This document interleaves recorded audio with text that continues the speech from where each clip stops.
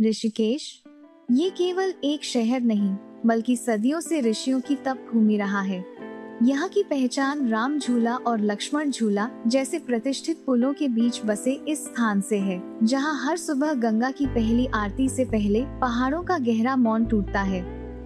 ये वो मुहाना है जहाँ माँ गंगा गढ़वाल की गोद छोड़कर विशाल मैदानों की लंबी यात्रा शुरू करती हैं।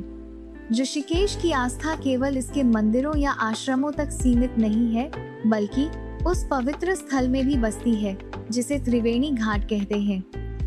वो संगम स्थल जहाँ 3 पवित्र नदियाँ मिलती हैं और गंगा का जल सबसे अधिक पूजनीय हो जाता है।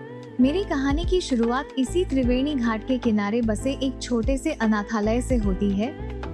एक ऐसा ठिकाना जहाँ नन्हे नन्हे बच्चों की आंखों में आशा की ज्योति कभी नहीं बुझती, क्योंकि इनकी आशा की किरण वो 2 लड़कियां हैं जो 23 साल पहले इसी अनाथालय में पनाह लेने आई थी और फिर दोनों इसी अनाथालय में बस गई।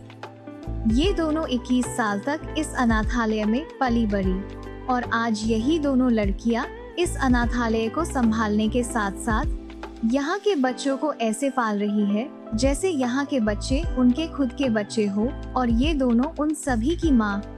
स्वर्ग अनाथालय। रात का समय। अनाथालय के बड़े से लोहे के मेन गेट के बाहर 2 छोटे छोटे 7 साल के बच्चे घबराए हुए से खड़े थे। उन दोनों को देखकर ऐसा लग रहा था जैसे वो बेसब्री से किसी के आने का इंतजार कर रहे हो।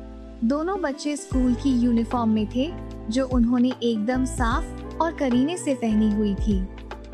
ऊपर उन्होंने सफेद रंग की कॉलर वाली शर्ट पहनी थी जिसके ऊपर गहरे नीले रंग का वी-नेक ऊनी स्वेटर था। स्वेटर पर किसी तरह का कोई रोआ नहीं था और वो बिल्कुल उन्हें फिट आ रहा था। उनके गले में नीली और सफेद धारी वाली टाई बंधी थी जो स्वेटर के नीचे से झांक रही थी। नीचे उन्होंने ग्रे रंग की फुल पैंट पहनी थी जिस पर इस्त्री की क्रीज साफ दिख रही थी। पैरों में उन्होंने सफेद मोजे और चमकीले काले रंग के चमड़े के जूते पहने थे जो पॉलिश किए हुए थे। तभी अनाथालय के एक रूम की खिड़की से एक 4 साल की बच्ची के रोने की आवाज अनाथालय के गेट के बाहर खड़े उन दोनों बच्चों को सुनाई दी। उस बच्ची के रोने की आवाज सुनते ही गेट के बाहर खड़े बच्चे पहले से और ज्यादा घबरा गए। उनमें से एक बच्चा घबराहट और डर भरी आवाज में दूसरे बच्चे से बोला, बंटी, रिंकी रो रही है, अब हम क्या करें? उस बच्चे की बात सुनकर वो दूसरा बच्चा जिसका नाम बंटी था, वो उससे बोला, पिंटू, बस थोड़ी देर और वो दोनों आती ही होगी।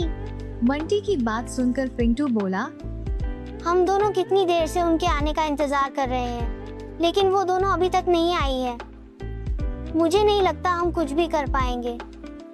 मुझे लगता है हम लोग पकड़े जाएंगे। ये बात पिंटू सिर्फ डर और घबराहट के साथ ही नहीं बल्कि रोते हुए बोल रहा था। वही पिंटू की बात सुनकर बंटी और परेशान हो गया और हड़बड़ाकर खाली सड़क की तरफ देखने लगा। तभी पिंटू वापस बोला, बंटी, मुझे लगता है हम दोनों को अंदर सभी के पास चलना चाहिए। रिंकी को हम अकेले नहीं छोड़ सकते हैं, वो अभी हम दोनों की वजह से रो रही है।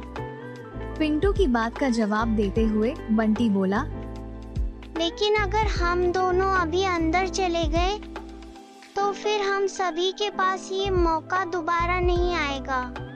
बंटी ने अपनी बात जैसे ही खत्म की ही थी कि तभी बंटी के साथ साथ पिंटू के कान में किसी औरत की गुस्से से भरी डरावनी आवाज कानों में पड़ी, सही कहा बंटी बेटा, अब वो मौका तुम दोनों को फिर से कभी भी नहीं मिलने वाला है। उस आवाज को सुनते ही दोनों बच्चे बुरी तरह से घबरा गए और एक दूसरे को ऐसे देखने लगे जैसे उन्होंने अभी अभी किसी डरावनी चुड़ैल की भयंकर आवाज सुनी हो। दोनों ने घबराते हुए धीरे धीरे पीछे मुड़कर देखा तो उनके सामने सफेद साड़ी पहने हुए मोटी और बिल्कुल डरावनी सी दिखाई देने वाली एक औरत खड़ी थी।